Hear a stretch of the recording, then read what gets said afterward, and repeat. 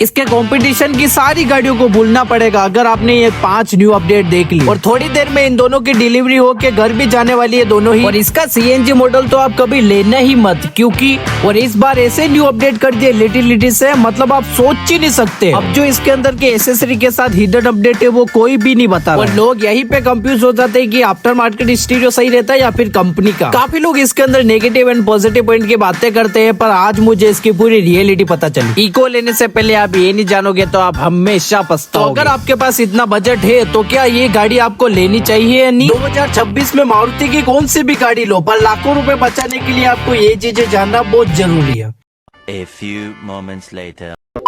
Hello भाई, मैं हूं चेतन और आज का हमारे नेक्स्ट एपिसोड में आपका स्वागत है। तो फाइनली आज हमारे सामने है 2026 की न्यू जनरेशन की मारुति सुजुकी इको, जो कि इस सेगमेंट की नहीं, इसको बच्चे जितनी भी सेगमेंट की गाड़ी आती है उनकी भी most value for money RWD है और सबसे ज्यादा ट्रेंडिंग भी है। और अगर आप 2026 में इस इको को लेने की सोच रहे हो तो आप बहुत लकी पर्सन हो, क्योंकि आपकी इसी वीडियो से A to Z सारे डाउट क्लियर होने वाला है, क्योंकि मैं इसका पूरा ही रिव्यू करूंगा। बात करूं सबसे पहले इसका वेरिएंट की, तो यहाँ पे आपको देखो 5 seater STD, 6 seater STD, 5 seater AC, 5 seater AC CNG, जो जिसमें से ये अपने रहने वाला है 5 सीटर AC CNG, जो कि सबसे ज्यादा टॉप सेलिंग भाई पहले भी था, अभी के टाइम पे भी रहेगा, क्योंकि भाई मारुति और रिसेंटली अभी के टाइम पे ना और भी ज्यादा हो चुका है। रिसेंटली अभी 6 से 7 को न्यू अपडेट भी आ चुके हैं, साथ ही डिस्काउंट ऊपर से लेके इसकी ऑनर प्राइस क्या रहने वाली है, मेरा खुद का एक्सपीरियंस इसकी पूरी रियलिटी सच्चाई के साथ बताऊंगा। ठीक है, अब अगर आप इस बजट में देखो, बिजनेस में या फिर फैमिली के लिए किसी भी बजट में ले रहे हो तो जरूर बने रहना, क्योंकि आपके सारे इसके अंदर डाउट क्लियर हो जाएंगे। ठीक है, सबसे पहले देखो तो यहाँ पे आपको सबसे पहले फ्रंट में जाऊंगा तो यहाँ पे आपको देखो इसके अंदर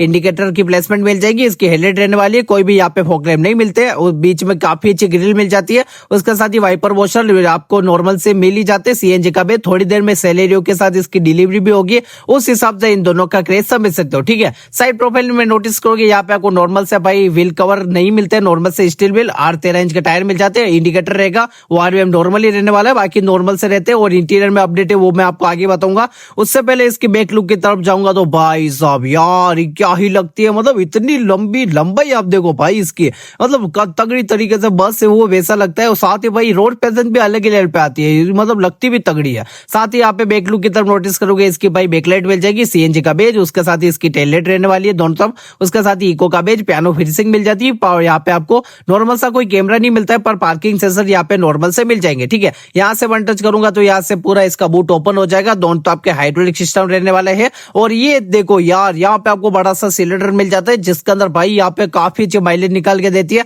अब भी भाई सीएनजी मॉडल के भी फैक्ट होते हैं, आखिर किसको लेनी चाहिए किसको नहीं, पर भाई आपने इंडिया वाले बिगनर सही नहीं, क्योंकि यहाँ पे सीटें लगाएंगे, साइड में अलग लगाएंगे भाई, इतने यहाँ पे आसपास सीटें लगा के भाई 5 छोड़ो 9 से 10 सीटर भी बना देते हैं। उस हिसाब से भाई इंडिया वाले को आप जानते हो भाई बिगनर सही नहीं भाई, यही तो बात है भाई इस वेरिएंट को लेने का। अब इसके अंदर भाई एक AC वाला एक और वेरिएंट आता है बिना सीएनजी का, उसमें तो और भी ज्यादा सीटें लग जाती है, तो उस हिसाब से लोग भाई, पर ये दोनों वेरिएंट काफी ज्यादा बिक रहे हैं। अब सीएनजी मॉडल का भी फैक्ट बताऊंगा, आखिर कैप्टन सीट वाला कौन सा आता है या नहीं, आखिर कौन सा लेना चाहिए कौन सा नहीं, किसके लिए कौन सा बेटर रहेगा। ठीक है, तो उससे पहले अब मैं चलूंगा भाई इसके इंटीरियर का रियर में और देख लेते हैं क्या क्या न्यू अपडेट है। यहाँ पे आपको स्लाइडिंग वाला सिस्टम मिल जाता है, जो कि अपने ओमनी में आया करता था, आप खुद ही जानते हो काफी अच्छा सा। और इसकी ग्राउंड क्लियरेंस है ना, कोई फॉर्च्यूनर इंडिवर में बैठ रहा हूँ वैसी फील आती है। बाकी तो यहाँ पे मेरे हिसाब से बैठ जाता हूँ। ओ भाई साहब यार मुझे बताने की जरूरत ही नहीं भाई, देखो ना भाई कितना भाई गुडनेट और टच के नाम ही मतलब बड़ा हमसे भाई 3 जन तो कंफर्टेबल बैठ जाएंगे। देसी स्टाइल में तो भाई लोग 4-5 भी बैठा देते हैं,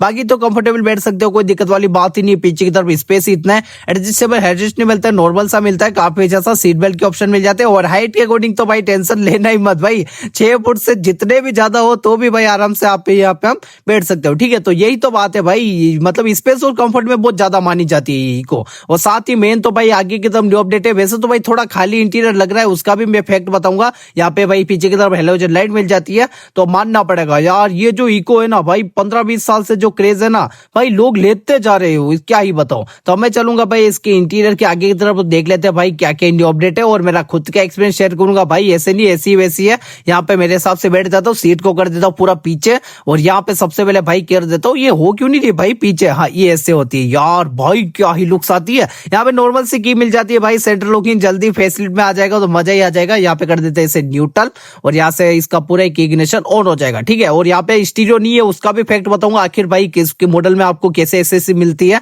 और बाकी तो यहाँ पे आप देखोगे तो इंस्ट्रूमेंट जिसके अंदर भाई यहाँ पे आपको किलोमीटर ऑप्शन के साथ एमआईडी में, जैसे कि यहाँ पे engine light warning, emergency light से लगा के स्पीड अलर्ट, सारी वार्निंग मिल जाती है सारी। उसके साथ ही यहाँ पे आपको क्लॉक देख सकते हो, जैसे कि टेम्परेचर कितने किलोमीटर है, साथ ही भाई आपको बाइलेट नेविगेशन सारे ऑप्शन इसके अंदर नॉर्मल से बेसिक से होते हैं ना, वो सारे मिल जाते हैं। स्टीयरिंग काफी बड़ा सा मिलता है, उसके साथ ही यहाँ पे हेडलाइट कंट्रोल, वाइपर के कंट्रोल नॉर्मली रहते हैं। और मैं एसी सेट करना ही भूल गया यार, मैं चालू कर देता हूँ 2 पे रख के। और देख वैसे तो भाई बताने की जरूरत है नहीं भाई, इको की एसी इतनी खतरनाक है ना, जो मतलब ले रखी है वो ही समझ सकते हैं, ठीक है। बाकी नॉर्मल सा ऊपर की तरफ रहता है, उसके साथ ही यहाँ पे एयरबैग की वार्निंग मिल जाती है, कोई भी मिरर नहीं मिलता है। साथ ही यहाँ पे आपको सेंटर में नॉर्मल सा भाई यहाँ पे आपको जैसे कि भाई अपना नॉर्मल सा मिरर मिल जाएगा, उसके साथ ही हेलोजन लाइट मिल जाएगी नॉर्मल सी, कोई इतनी भाई खास नहीं है, पर ठीक है वैसे तो बेसिक सा आपको इन्फॉर्मेशन मिलती है। बाकी तो यहाँ पे आपको नॉर्मल इसकी एसी भाई क्या ही बताओ, मतलब चलाने की देरी है, गर्मी में तो भाई चिल्ड ही कर देता है, मजा ही आ गया।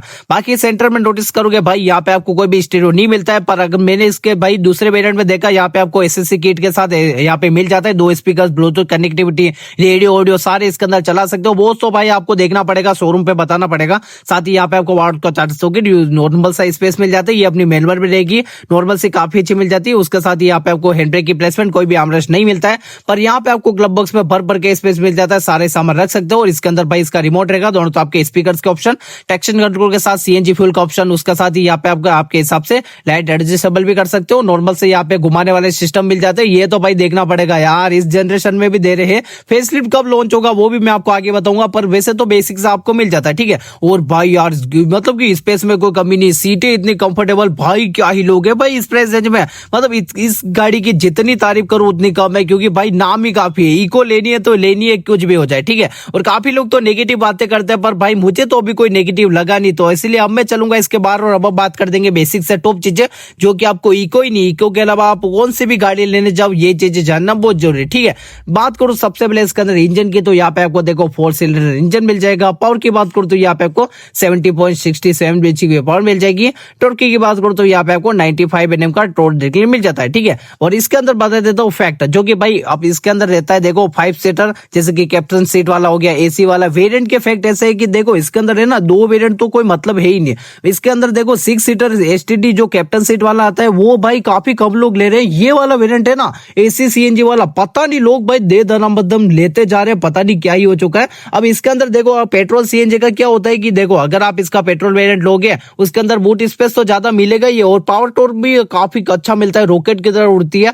पर भाई सीएनजी ले लोगे बूट स्पेस भी कम हो जाएगा, पावर टॉर्क भी कम हो जाएगा, पर भाई माइलेज में कमी नहीं आएगी यार, यही तो बात है। क्योंकि 26 से 27 का बड़े हमसे माइलेज दे देगी भाई, मतलब कि सीएनजी के अंदर मजा ही आ जाएगा। और एक बार हम क्या लॉन्ग ट्रिप पे गए थे इको में, और भाई उसने भाई हाईवे पे माइलेज दिया ना भाई 28 से 29 तक का माइलेज दे दिया था, यही तो बात है। वैसे तो भाई ड्राइवर स्किल्स पे भी निर्भर रहता है, कौन कैसी चला रहा है उस हिसाब से माइलेज देती है, ठीक है। सेफ्टी की बात करो तो यहाँ पे आपको देखो anti lock braking system, child safety lock, seat belt warning, speed alert, EBD और 6 एयरबैग और 2 स्टार की सेफ्टी रेटिंग ऑफर कर दी जाती है। आप खुद ही जानते हो भाई मारुति की हर गाड़ियों में 6 एयरबैग भी दे दिए यार, यही तो बात है भाई।